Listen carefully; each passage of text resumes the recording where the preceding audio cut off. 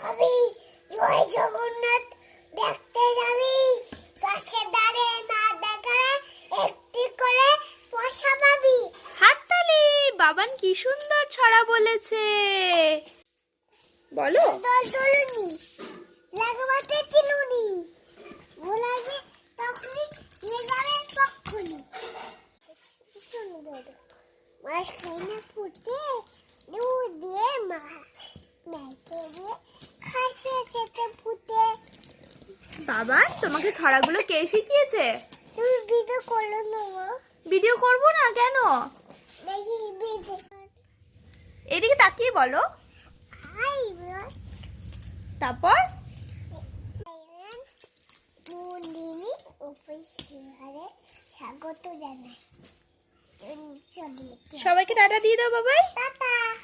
বলো তোমরা ভালো থাকবো।